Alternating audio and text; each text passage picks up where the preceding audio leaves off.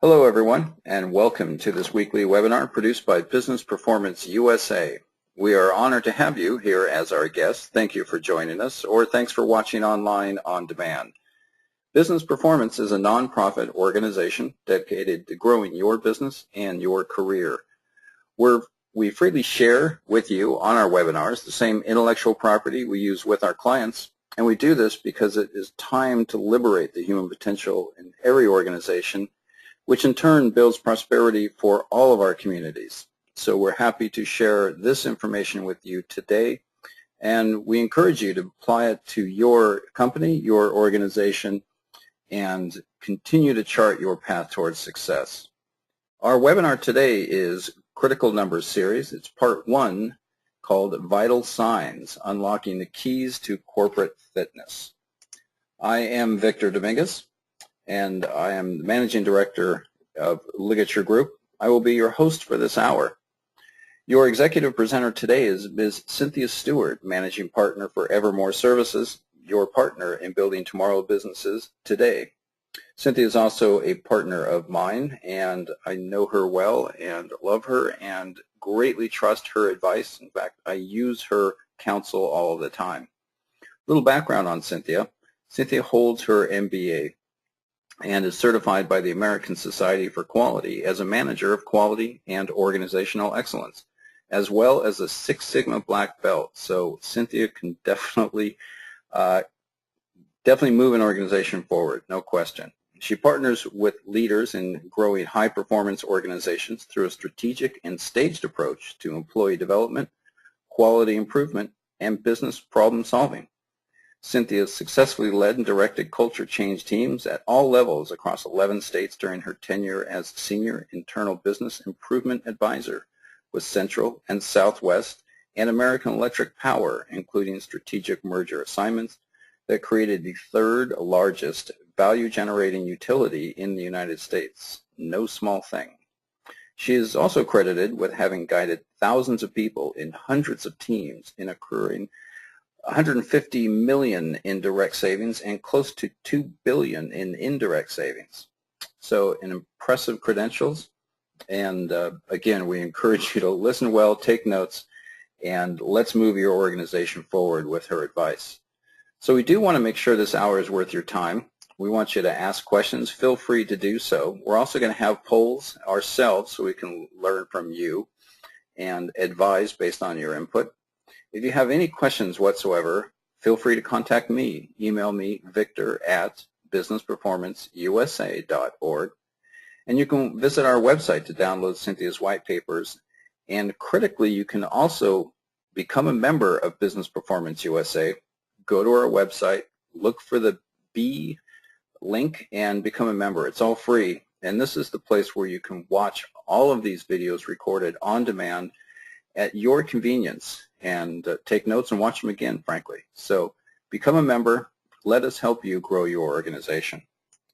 So with that, we're going to move forward and turn this over to Cynthia. Cynthia, it's a pleasure to have you, and welcome. Well, thank you, Victor, for that great introduction, and thank you everyone for attending today. During this short webinar, I will be introducing the keys to measuring company success, and it's something I'm going to call fitness. And we all know about fitness, and we all know about vital signs, so this should be right up your alley. Today, I hope that what you'll do is just listen actively, and when you have any questions, just type in your question box, your question in the question box, and Victor will let me know. Also, I'm going to go ahead and ask you to participate in these polls that we will be giving you, and that'll help me as I kind of focus my remarks on your feedback. And do feel free to email Victor your questions or comments after this webinar, and then we can get feedback to you. So I hope that this payout, what you'll get out of listening to this, is to understand that measuring your success helps drive your success. So let's move on. Let's get started. Next slide, Victor. You know, we all know that vital signs are key indicators of our health and our fitness. So no matter if you go to a dentist or an eye doctor, or if you go to a physician, or even in the hospital or a clinic, the first thing that happens is when you go into the examining room, a nurse will take your vital signs. And why is that? They want to take record of where you are, where your body is, and see if there's anything amiss.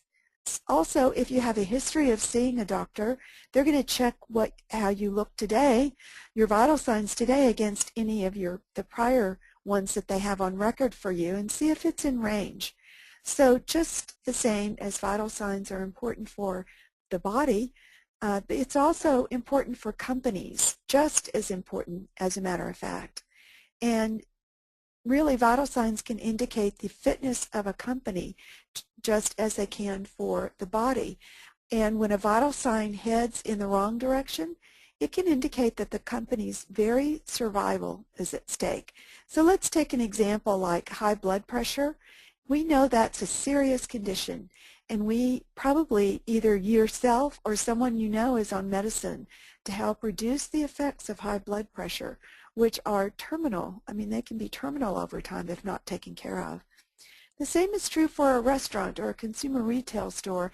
If we see a spike in complaints on Twitter or Facebook, we know we have damage control that we need to do. So vital signs are typically referred to in corporate settings as operational goals, and they're measured by, you may call them KPIs or key performance indicators or key measures. You may have a scorecard, or you may have an incentive plan or a bonus plan. All of these are part of your vital signs. And I like the word vital signs because it helps us to focus on the few indicators that immediately report a company's fitness and whether or not it's on target for goals. They're key drivers for focusing the efforts of everyone in the organization, and they are key to your long-term interest in keeping your company sustainable. So let's talk some more about signs of fitness. Next slide, Victor. What I've done here is I've just compared body vital signs for fitness, the body vital signs, as well as the organization vital signs. And as we know, for body, it's weight, temperature, blood pressure, and your pulse, and those are always taken. They always record these. In an organization, there's actually 4, and these were set up by the groundbreaking work of Kaplan and Norton in their balanced scorecard. And I use a little bit different terminology, but these are adapted from their work. It's employee growth, customer engagement, process quality, and financial fitness. And you may be familiar with their work, or you may not be familiar with it. It doesn't really matter if you know about their work. The key is that you keep a balance on these, at least these 4 strategic focus areas, which is what I call them. Really, until their work, most companies focus solely on financial measures, things like, margins and net income and, well, debt, equity, returns, and many companies included customer measures such as customer complaints or customer satisfaction when they would do surveys. So it wasn't uncommon to have financial and then eventually customer, but what wasn't as common is employee measures, measures that represented the employee learning and growth or organizational process quality. So Kaplan and Norton had influence on helping guide companies to include these other dimensions or strategic focus areas. So let's take a poll question now. Victor? Yeah, go ahead, Cynthia. Right, I was just going to read out the poll question, but of course you can read it here on your screen. Does your company use the balanced scorecard or something similar that covers the 4 dimensions? Let me jump into the user interface here. And our poll is now open. Obviously, it's an A or B question. We're going to give you a minute here.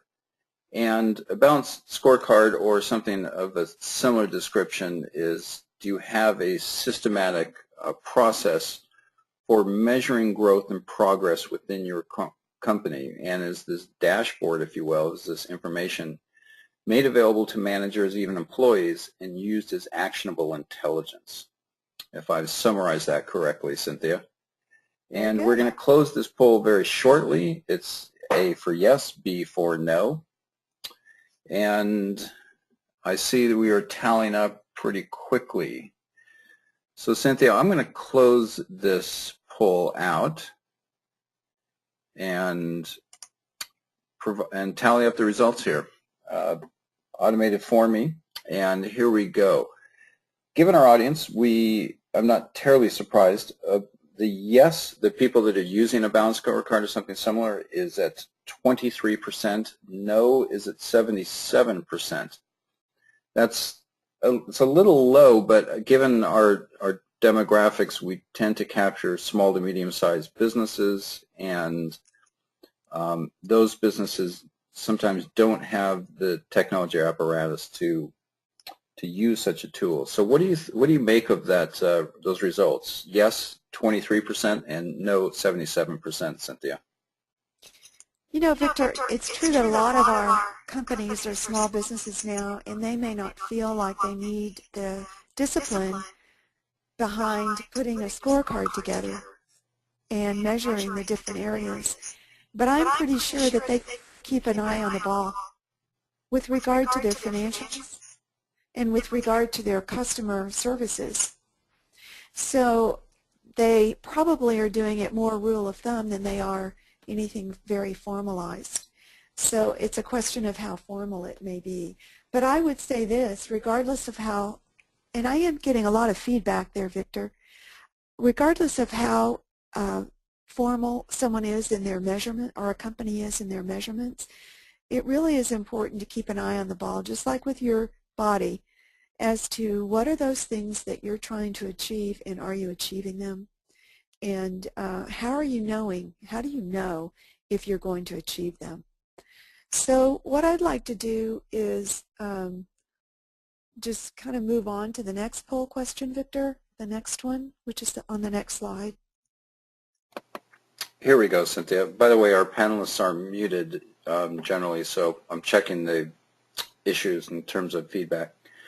The poll question, as you can see here, regarding these 4 dimensions that Cynthia spoke to earlier, employee growth, customer engagement, process quality, and financial fitness, are these enough to run a company successfully for the long term? True or false, A or B?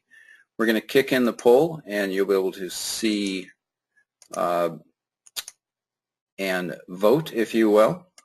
What is your opinion? The poll is open. You may vote now. True or false. If you employ or utilize these 4 dimensions, is this really enough to successfully run your company? And we're tallying up here, and I like the way I see this trending. False is trending a little higher, and we're going to close this out right now. It's a pretty simple poll, and we will indeed close. Thank you very much for voting. I appreciate that. So Cynthia, our results here, true at 46% and false at 54%. So a majority feel that there must be a missing component here. These 4 dimensions are not quite enough. Can you illuminate on that? Well, actually, I would say false as well. And the reason I would say false is that, on the one hand, these 4 dimensions will really help you in the short term, maybe the 3 to 5 years, even 10 years. But I find that and I have been in business for more than 30 years now, and I have a long-term experience with measurement. And what I find is, even when people are very intentional around these 4 areas, there seems to be something missing. So Victor, let's do this real quick. Let's ask the audience, what's missing? Let's see what people come up with as far as what might be a 5th dimension that should be measured that is not showing in these 4. Is that the next slide, or shall we just open up to questions? No, let's just open it up. No slide. Okay. You know, I'm stumped myself because I always think of financial, and Customer engagement, I think of as profitability, process quality. Okay, I'm looking at this. One comment is managing risk and liability. Another comment is sales. Sales, I presume, would be parked under employee engagement. Problems, errors and omissions. Sounds like an attorney out there. And quarterly results, month-end results, that's all sales oriented. So those are some of the feedback, Cynthia, but this input seems to fall under the 4 categories, if I'm correct. Is that right? Right, and we're going to go ahead and park risk under financial fitness, because a big part of financial fitness risk it really plays there. Now, truly, risk can be part of employee growth if you think of safety, or think of the environment around customer engagement, or process quality. So there are many areas in these 4 where risk is going to be covered, in that's very specific to a particular company. Anything involving around sales is customer engagement. How engaged are people with your products and services? Are they coming back? Are they loyal? As far as process quality, that could be risk as well. Some call it organizational quality, but quality is a pretty broad focus on delivering products and services to the market where there's a minimized risk, so there again your risk. So these should be viewed as very broad categories, and risk would be certainly under those, sales would be under those. The area that I would say is missing, let's move to the next slide, Victor. It is the constancy of purpose. Oh, looky there, I had a slide for that. We can move to the next one. My mistake, Cynthia. No problem. The statement of the constancy of purpose. And you go, what? The 5th dimension is purpose, and I'm going to tell you absolutely it's purpose. And when I say long-term sustainability, I'm talking more than a decade. I'm talking multiple decades where your company exists truly in the long term. And why would you start a company that you didn't want to exist in the long term over several decades? It's the statement really of why you exist. That's what purpose is. And it's core to your vision, mission, and values. In other words, we base it, and I'm going to talk some more about that. We base vision, mission, and values on the purpose. And many people in their lives and also organizations sort of miss this one, which is a surprise to me. But I've worked with multiple organizations over my career, and I've been very involved in defining and tracking measurements from the personal to the process to the top-level corporate measures. And I've watched companies struggle to have an overall lasting effect, to be honest with you, on the performance of a company or a business unit or the department unless purpose, that is the answer to the why question, is communicated broadly. Purpose answers why we exist, why it matters, and why we care. And many companies today have mission and vision statements. That's pretty common, but very few have purpose statements. So let's go on and poll the audience and see how many of them have a purpose statement, Victor. Cynthia, let me just jump to a submitted question, and we do encourage folks to ask questions either through the question feature or the chat feature. We monitor both. Question for you, Cynthia, is does constancy of purpose rule out cultural versatility? Absolutely not. Absolutely not. And I'm going to talk a little bit more about that, but let's just, what you do is you stay clear to your purpose. How you implement that purpose, how you serve people, all of those are variable. You can set that up any way you want. But if you remain true to your purpose, and one of the purposes that I like a lot, and I'm going to talk about, is ideal patient care. That is a purpose that's established by John Carnegie in his groundbreaking work around adaptive design. Those folks that are really centered on their purpose, it's like having a backbone. Your body's going to change, but you need that backbone. And your backbone, you want to keep it very healthy.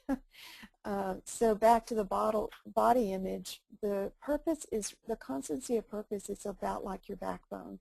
It's what keeps you stable. It's what keeps you grounded. And it's what keeps you moving forward in your vision and your mission. So let's find out, Victor, how many actually have a purpose statement in their companies.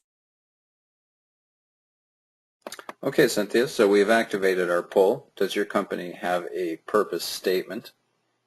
I do have one question. Is that the same as a mission statement? Purpose statement, same as mission statement? No, it's not, and I will get into that. Okay. Well, that's good clarity. That may affect our polling here. The numbers are coming in, and so we encourage you to vote. We're just going to give you just a few more seconds to click on yes or no, and we appreciate your participation in this. Thank you very much. I see we've got a chat question in, but I'll check that in 1 second because I'm not a good multitasker. We're going to close out the poll right now. Does your company have a purpose statement? My apologies. We didn't have the polling active. That's my fault. Just give you a couple more seconds here to do this. And the numbers are coming in. So no, Cynthia is running predominant right now. The majority of our audience does not have a purpose statement. I suspect your clarity that it's not the same as a mission statement is driving the no answers higher. We're going to close out the polls real quick. 1, 2, 3. Thank you very much. And Cynthia, the results here are for yes at 19% and no at 81%. So a large majority do not have a purpose statement. How do you speak to that? Well, it's because people, for some reason, companies have not focused on a purpose statement. And I'm going to talk in a minute and sort of separate what a purpose statement, how is it different from your mission statement. A lot of companies have a vision statement or they have a mission statement. A lot of people confuse those. They don't know what the differences are. I think it's really because of confusion. But the interesting thing is that those companies that have a purpose statement are the ones that are have long-term, and I'm saying decades of successful business. Let's find out why people might think that a purpose matters to a company. Let's go to the next poll. Cynthia, just a quick comment. One of our audience members, and we love this kind of input, so thank you. They clarified this as, what purpose do you serve, with an emphasis on the word serve. And we understand that within our own partnership, Cynthia, we strive to be servant leaders so that we serve others. So does that resonate with you as well? Right. Purpose is, one would say, why I exist is to serve. That's a natural linkage. One would, to be honest with you, I would hope that the purpose statement is about serving. Because if you are not serving, then you're not serving in a way that people will want your products and services, to be honest with you. So fundamental to a purpose statement is, and why we exist, the answer to that has to do with service. Thank you, Cynthia. Let's move on to the next polling question here. This question, why does purpose matter to a company? We're going to engage this poll right now. And you can see the selection here, multiple choice. Give you some time to think about this one. Why does purpose matter? What difference does it make? As you can see, is it an intrinsic motivator? Is it to speak to people's, resonate to people's core values and beliefs? Is it an alternative to standard motivations we find in business and in life of reward and punishment? Does it set direction? Is it part of the leadership mantra and mantle, if you will? And is it really all of these? Is it none of these? We're going to give you a couple more minutes, and we value your input. We learn from you as much as you hopefully learn from us, but we find these polls fascinating, and it helps us in what we do. Can you launch that poll for us? I am so sorry. I'm really bad at this. We'll teach you. Yeah, I apparently need to click a second button. So apologize to that for our audience, but perhaps you needed that time to think about that. And here are the opportunities here for you. And Cynthia, I'm going to just give it a couple more minutes. Is there any clarification on any of these matters you want to speak to, or shall we just wait, Cynthia? Well, I'll be giving you some quotes and some perspectives to help with this in a moment. So. Okay. Well, I see the numbers coming in, and I thank everyone for that. We have clear one leader in this. I'll share that with you in a moment. We're going to close the polls in just 3 seconds. 3, 2, and 1. Thank you, everyone. Closing poll right now. Okay, so here are the statistics. Let me start in terms of leaders, if you will. The number one response is D, all of the above, at 47%, a significant portion. The next in line is C, purpose sets direction, which certainly is logical. That's at 24%. Next in line is B at 17%, followed by A at 9%, and E trails at a mere 3%. So D dominates, and C and B follow, Cynthia.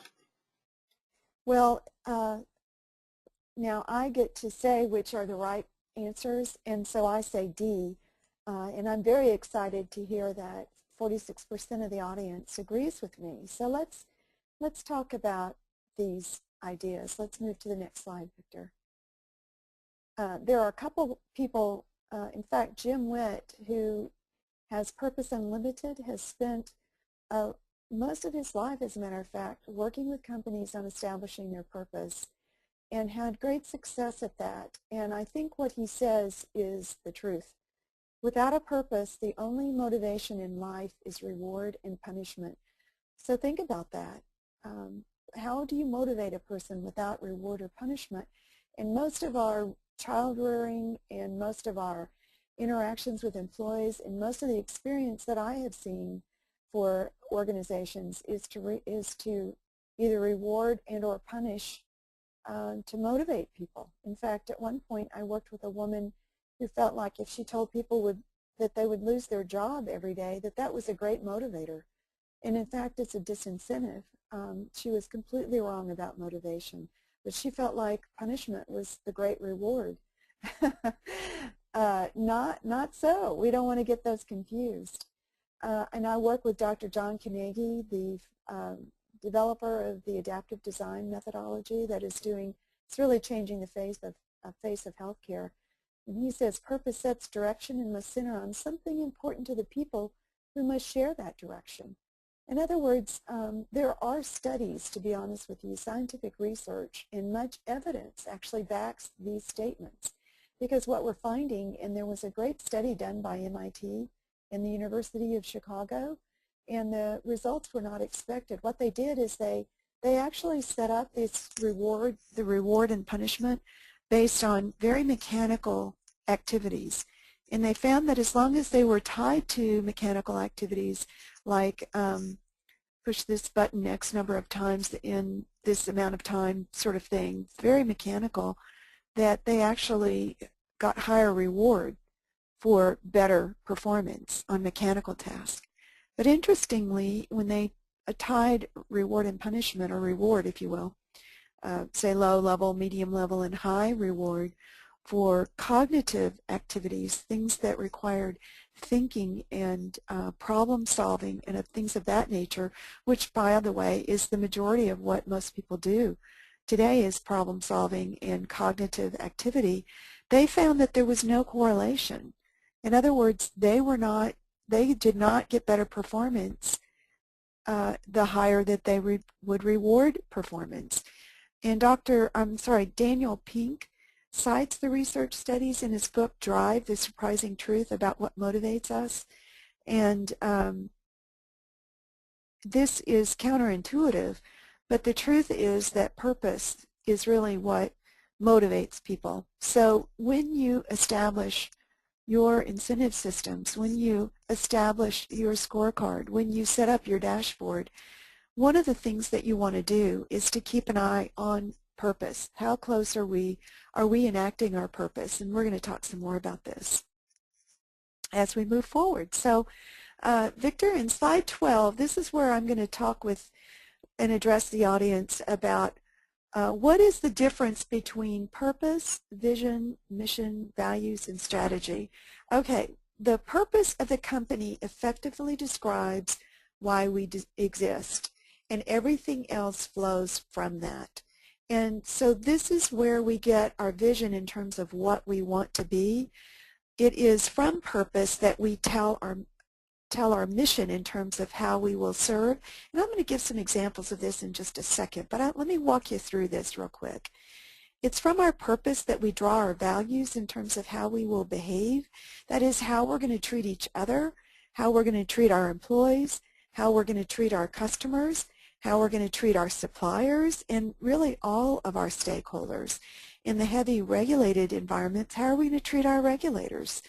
Our strategies explain how we will become what we want to be, as stated in our purpose, vision, and mission.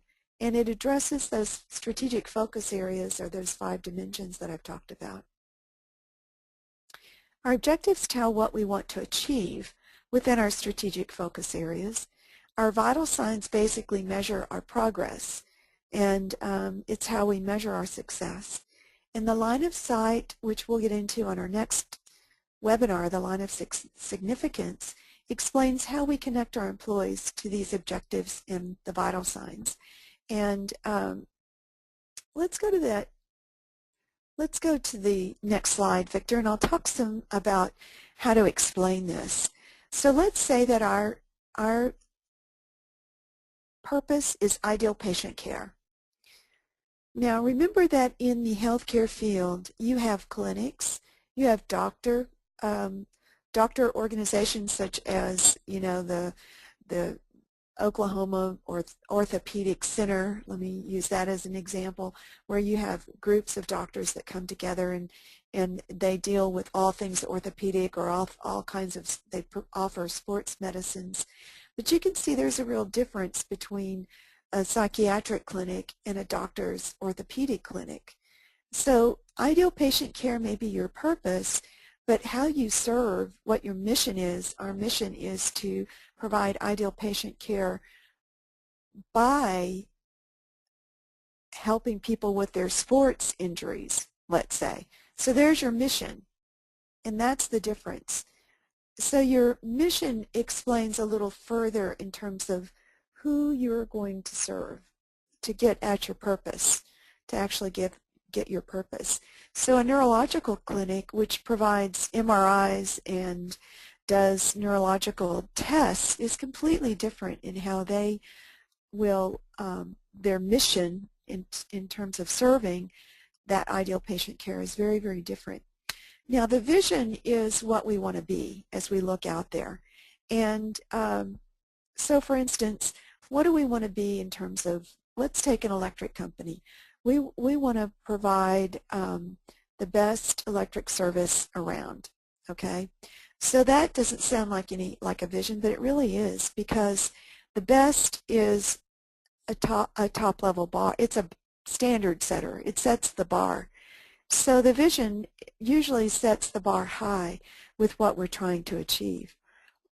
So if ideal patient care is our purpose and our mission is to serve orthopedic in the orthopedic sphere, and we're going to serve around sports medicine to achieve our vision, which is to help people heal faster and help, for instance, knee replacements heal faster and have less problem, then we need to set about that vision in a way that we're educating our patients, right?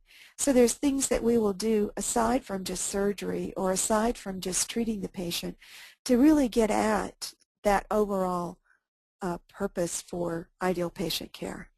So that's how you begin to enact and live out your purpose through your vision, mission, and values.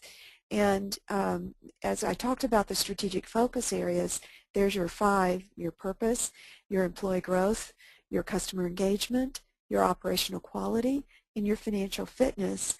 Then all of those will really get at your purpose overall.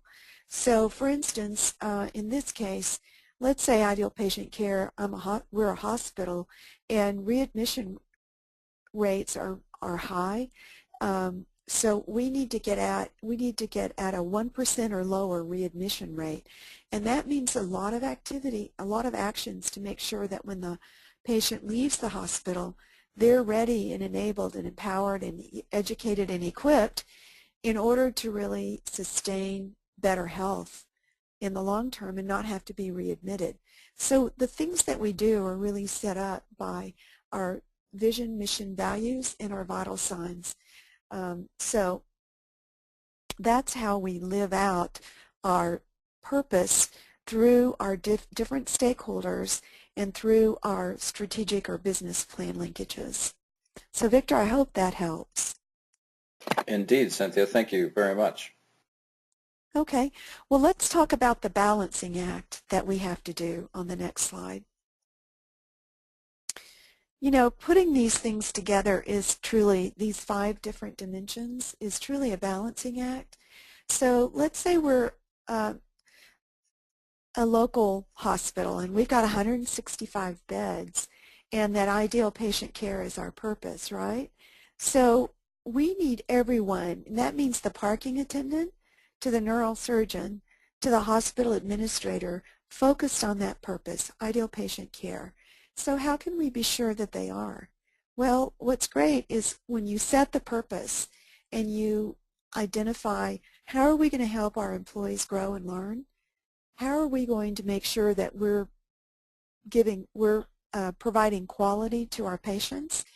And how are we going to be sure that our customers, we're lowering our readmission rates and we're engaging our customers in terms of their own health care?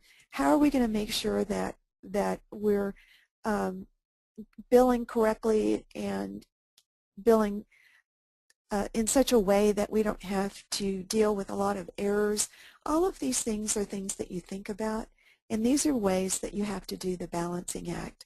So I have a poll question real quick. We're going to talk about this balancing act. Let's do that poll question. Go ahead, Victor. Okay, Cynthia, and let me actually launch this one. In regards to lag measures, here we go. True or false? Lag measures, looking backwards, lagging indicators, if you will, are more important than lead measures, looking forward. I actually saw this earlier, Cynthia, and I sort of struggled with it. Generally, I'm conditioned to look at lagging indicators. It takes time to understand how the business is performed, and there's always such anticipation for that. So that we can make intelligent decisions how to move forward. So that's kind of a problem, though. But we'll leave it to our audience. You can vote. Which is most important? Are lag measures are more important than lead measures? True or false? We're going to give it just 3 more seconds to vote, and that's 3, 2, 1. We're going to close the polls, and let me tally up the results here. Actually, more so read them. And Cynthia, it looks like true is winning out at 58% and false at 42%. More people are giving greater weight to lag measures. Well, let's go ahead and move to the next slide, Victor, and I'm going to talk about this. Historically, when time didn't move as fast as it does today, lag measures were fine. But let's look at financials. Our financials don't come out till mid-month, typically around the 15th. And so you're looking 6 weeks in arrears, up to 6 weeks in arrears, for things that decisions you made, for purchases, for things that you decided to do that required financial investment. So looking backward is something that we're all conditioned to, but the truth is we really need a bias towards leading measures in order to adjust on a dime today to really be competitive. And before the advent of social media and all the other innovations that we enjoy in the highly connected world, companies focused on just their monthly financials, and that was sufficient. But you know, we don't live in that world anymore. The window for needing to know where we are is closing. We can't wait 6 weeks in most cases. We need to know now because we have to adjust what we're doing if we are not achieving results. So lead measures really help us. So for instance, if you're a product company that wants to grow your sales revenue, then you need to find more customers and you also need to provide more products. That's the same for services. What is new and what's in the new product pipeline is important to you, or even what's the new service innovation. Like if you think about a bank, what new service are you offering? You really have to keep your eye on the pipeline of what new is going on. Who are our new customers? What of our existing customers are buying more of our products or services? Who's signing up again with us? That's what we need an eye on. And I'm sure that Apple has lots of lead measures to be on top of their product introductions. So to go back to our example even of ideal patient care, an example of a lead measure is patients' experience while they were under care. And hospitals now give exit surveys, and exit surveys actually are a lead measure. So are complaints, to be honest with you, because most people are pretty quick to complain around in terms of they just had the service, so now they're going to, and if it was wrong or they had a problem, they're going to complain pretty quickly. So those are good lead measures. And with payment to physicians and hospitals shifting to patient outcomes versus the number of patients who they attended, lead measures are going to be vitally important. So lead measures the bias is shifting over to lead measures. So let's move to the next poll question, Victor. And this is still on that balancing act. Okay, everyone, here we go with quantitative versus qualitative. Let me pull up this poll. Let me launch it this time. And here we go with a true or false. Regarding quantitative measures are more important than qualitative measures. I typically think of sales as just where I'm usually focused. Sales is often a quantitative measurement. It's units, it's volume, it's throughput. So that's the world I'm used to. Cynthia, you're a quality girl, so it'll be interesting to see how this plays out. We're going to give this poll just a few more seconds here. And that is 3, 2, 1. We're going to close out this poll and see what our audience tells us. We've got leading here is 61% say this is true. Quantitative rules over qualitative. 39% say this is false. Cynthia, what do you say? Well, here's what I say. Facebook has taken over, right? And so let's think about Facebook. All these retail stores, in fact, all kinds of businesses now are saying like our page, like our page. So a quantitative measure is the like on Facebook. But guess what? What about those testimonials on your products on Amazon.com or Facebook or Twitter? Things are shifting to more qualitative because we know now that things will go viral, especially things that are negative, unfortunately. Not necessarily all the great stuff, but the bad stuff certainly goes viral. So the shift again, instead of being from lag, is shifting over to lead. The same is true from quantitative to qualitative.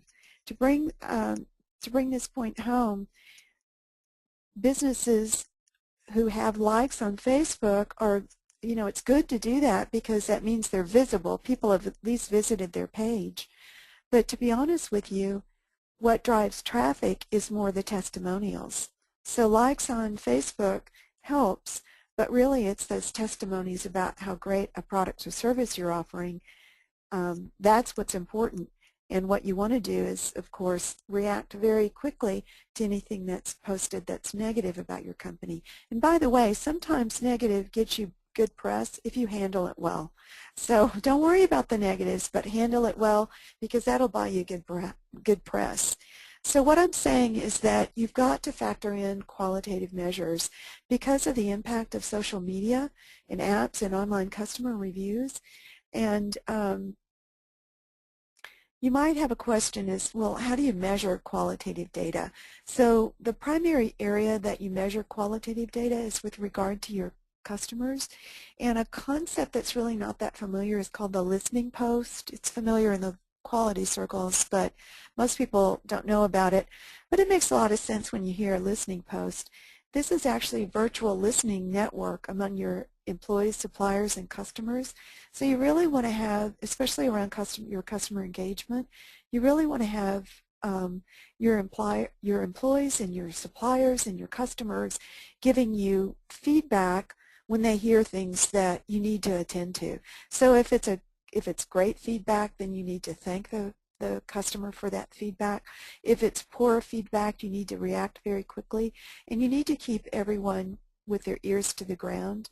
So measurement is kind of an interesting thing with regard to that because you can measure certainly the number of negative comments. I mean, you can have a measure to that, but keep in mind that qualitative is really how great your reviews are. And you can measure in terms of I had this many great reviews, this many poor reviews. Measure it that way, and then you need to go in and look at what they actually say to help you with that. So I want to dive a little deeper into dimensions. Victor, did you have a comment? No, I was just reading the comment on the bottom in regards to that qualitative measurements are more difficult. And they are because it requires interpretation, it requires a dialogue, it requires the interaction with the person providing that. And in this busy world, it's hard to get people to sit down and have a dialogue with you. But certainly monitoring social media comments and input is critical, and I believe you're dead on with that. That's all. Yeah, and the thing about it is not so much the measurement itself, but the fact that you're stressing the importance of listening to customers. So, that will be a value, for instance, that you say, we listen to our customers, and it makes a difference. And then everyone knows that works for you, or even your suppliers or your customers know we listen. And so it's really more the symbol of saying we listen and the words and then being authentic around that that helps you with regard to these qualitative measures. And so measure is kind of a little bit of an oxymoron, but I would not walk away and say, well, we can't do that. I would say, how can we stress the importance of listening to our customers, to what they say, and letting them know that we really value what they say and what their experience is. And that's what's the most important part of this. So let's do a deeper dive into the dimensions. I'm going to give you some examples, and we're getting very close to the end, so bear with me. This is a little bit of a long slide, but I wanted to be sure to give some examples that make sense. So here we are. We've got the measure constancy of purpose, and we said what is measured, and it's the reason you exist. So examples of measurements are simply, if ideal patient care is my purpose, I can simply say, was that ideal or not? As an employee, was that ideal or not? As a nurse, as a physician, as an administrator, was that ideal or not? Let's say my purpose is to feed the hungry, my organization's purpose. So you can measure how many people have we fed, okay? Or you could measure how many people can now grow their own gardens and feed themselves? So you can measure that. How about Southwest Airlines? We want to democratize the skies. And so they can measure how many people are flying. And if they're smart in the way they capture demographics about their customers, which they can do that through their rewards programs. They can ask questions like, who are you? Are you demographically, are you a male or female? Are you in this age range? Where do you live? So they have all kinds of demographics, and that gives them they can even ask what income range their customers are, and that can help decide, are we really democratizing the skies? So those are ways to really measure your constancy of purpose.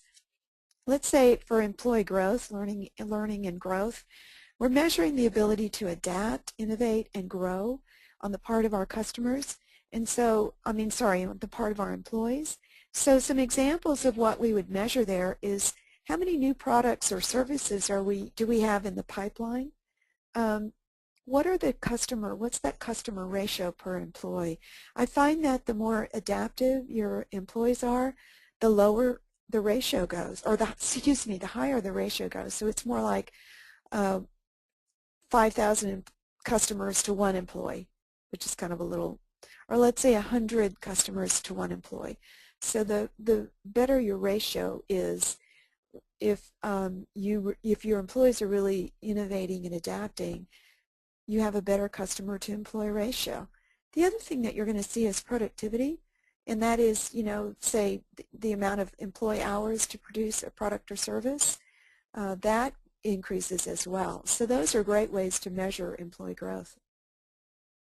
When we get into customer engagement, that is, how successful are we at meeting customer expectations? And we really care about returning customers or lost customers. We really need to know why people leave. Leave us. Don't leave us. Come back. So there are ways to measure that. Also, we would want to measure our referrals and reward, let's say, reward referrals. We also can measure revenue per customer. So these are ways to measure your customer engagement. When it comes down to financial fitness, we're going to manage things that are really important to us, such as cash flows, our profits through our P&L, or margins, and also our investments, how well our investments are paying off. And I said earlier, also risk. So we'll look at our cash flow. How's our cash flow doing? And small businesses' cash flow is key. It truly is. You've got to keep an eye on that cash flow. The timing of expenditure is really important. Your returns, both return on investment, return on asset. There's one that we like to talk about, which is return on resource. Has to do with human assets as well. Those returns are really important too. Sometimes there's return on inventory is another one. There's lots of different kinds of returns that, I spend this money, what's my return, that are important. And you measure that through knowing what your investment is based on what you get back in return. So then there's profit margin. We care a lot about, in many companies, we care about our profit margin. We want to make sure that the cost of providing a service or the cost of providing a product is does not exceed the actual revenue we get from that. So the profit margin is an important thing for financial fitness. And those are just examples. When it comes to process quality, we could also call that organizational quality. And some people may say, well, we measure service quality or product quality. I like process quality because it's a little more on the leading measures help you. It helps you with your leading measures rather than your how many error rates you had in your end product. So I like to focus a little more on process quality to make sure we have leading measures. But those are things like improving your core processes and on-time deliveries. That's a lag time, although it can certainly affect your customer satisfaction.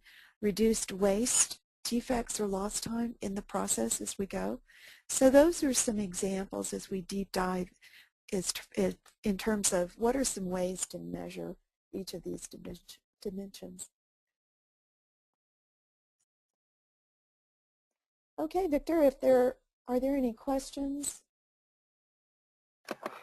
We have just a comment really going back to qualitative, a orientation of thinking of qualitative, or the root word, if I interpret this correctly, because I think this audience member is a little brighter than I am. They're equating qualum, root of qualitative, to fit to adaptive profile as well as fit to metric profile. So there's two different unique ways of looking at this: the adaptive profile of how a company responds and changes, as well as individuals, and the fit to metric profiles, which is more tangible, measurable, manageable, not necessarily more manageable. But just those two inputs. No other questions? Excellent input. And there you go. Well, just getting back to one of the things that participant talked about was this fit to adaptive profile, and I talk a lot about adaptive design. So in the adaptive mode, you really are focused on your leading measures, and so you're trapping information that gives, some measurements, if you will, that give you an indication of how well you're going to be able to achieve those goals, and if your outcomes are going to take you where you want to take your company. So that's excellent. In your metrics, it's not to say quantitative. In a way, what you do with qualitative is try to quantify the qualitative. That gets a little tricky on the words, but focusing on lead and qualitative is what really drives you into that more adaptive profile. And it says in the short term, in the really near term, whether you're going to achieve your company's goals or not.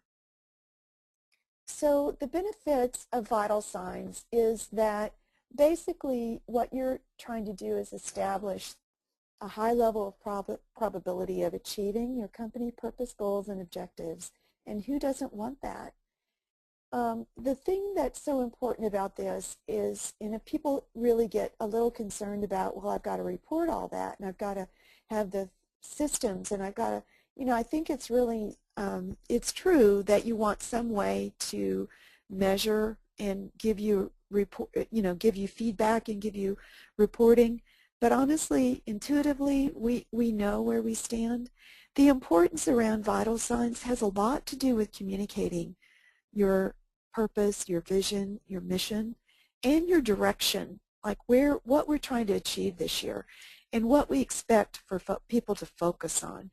So it really helps you focus. It gives your company the ability to focus your energies where they are needed.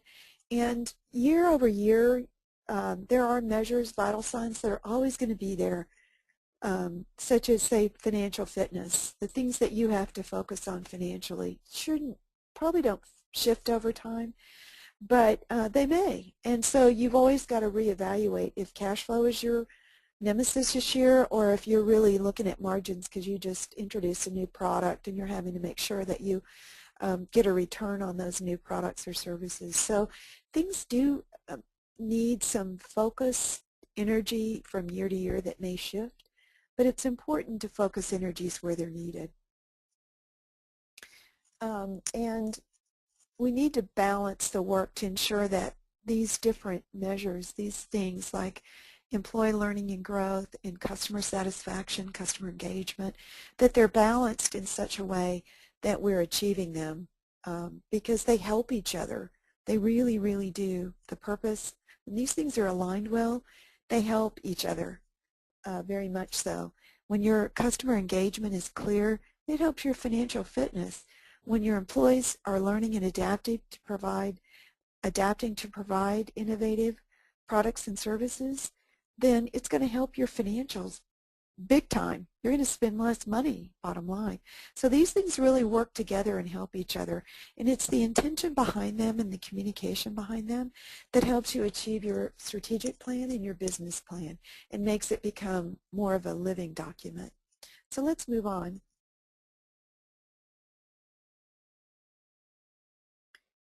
These basically are the 4 top-level steps. Once you've set your purpose, vision, mission, you need to translate those into your operational goals, and you need to further explain to your company, and if it's a small company, that's pretty easy. If it's a very large corporation, you need to engage in a way that everyone along all these different departments really understand those strategic business areas and how they specifically can contribute to that. So you translate your vision into operational goals and work to develop the business plan, which is more your tactical plan. You communicate that plan and you link all the way through to individual performance on that plan, and then you provide feedback along the way and adjust moving forward. So you learn from the feedback and adjust forward. So it's almost like feed forward.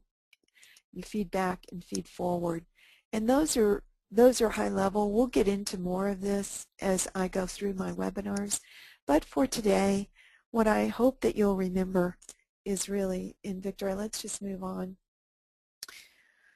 I just hope that you'll remember that vital signs help you understand if you're alive and well or dead in the water. It helps you understand your corporate fitness. So go back and listen to this and look at these areas, these 5 strategic business areas, and just ask yourself, are you implementing those things? And how would it help you if you were to do that? So I really appreciate everyone participating in the polls, and I've had a lot of fun sharing this with you today, and we hope that you'll go out and make it a great day. So Victor, back to you. Thank you, Cynthia, and I really appreciate this too. I'm going to save a couple of these slides and pin it up on my corkboard here because I love the description of purpose, mission, values, and so on. It clarifies what is often all too muddled about why we exist and how we're going to achieve our goals and what values will cause us to draw a line in the sand and said we shall not cross this line. All of those things are critical in business, work, and life, and we appreciate your input, Cynthia. We're going to wrap this up, everyone, and thank you for joining us. We want you to know and understand that our content, if you will, is often produced in a series so that there's this linear flow from introduction to execution, and that's how Cynthia has structured her Critical Numbers series.